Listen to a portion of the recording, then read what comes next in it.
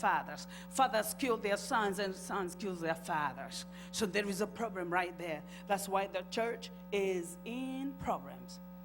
So we were named by our authorities. And I want you to know something. I refuse to be named by people. Because people will judge you by the outer appearance. And they will give you a name by what they see in the natural.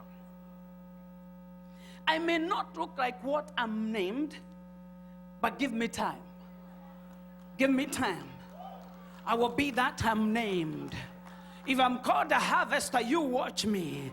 I will throw the net and I'm going to pull the net and there shall be a harvest.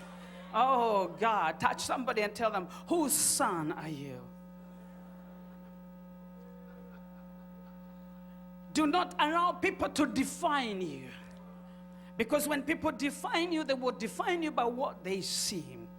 I want to talk to us today because I want us to connect, because something is about to happen in this conference. And I thank God that I'm speaking as the first speaker, and I know the second service, somebody's going to speak. Connect with people who are going somewhere. Connect with people who are going somewhere. How many know there are people you connect with, they don't even know where they're going? I refuse to sit under authority that doesn't give me directions. I want to sit under somebody who is going somewhere. I want to be a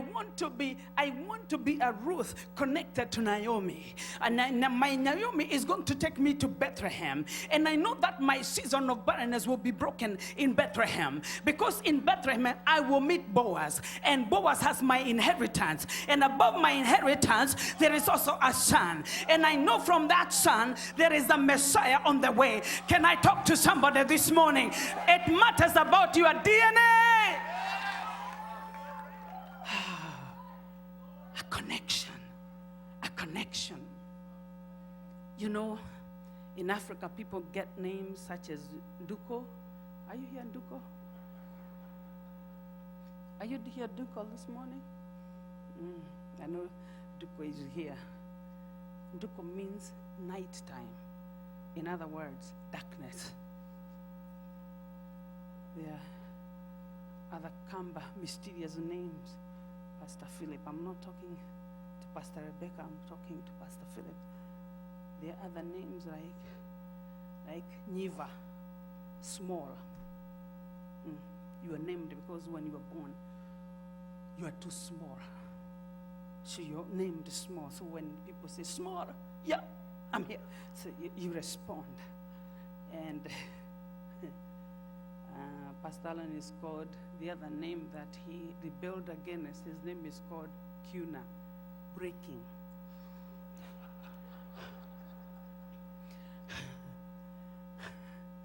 But I'll talk about breaking because we're about to receive a breakthrough. So you must know how to break things.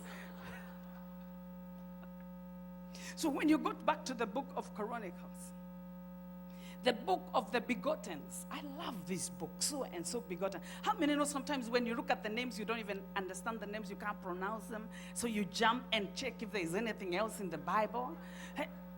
Have you ever done that? Because I know I've done it many times. I checked and so begotten, so and so begotten, so wairimu begotten, Kuna begotten, Patrick. The begottens. But in the midst of begotten, there was a young man by the name Jabez. In the midst of the begottens, there is always somebody. But when his mother gave birth to him, his mother named him Jabez, meaning pain, trouble. Oh, what a name. But when Jabez was growing up, when he understood something about his name, he interceded for God to intervene for him. He asked God for intervention. He prayed until the effect of the curse of his name was broken. You can break your name through intercession. So that which they call you. And I want to say 4 things that Jabez asked for.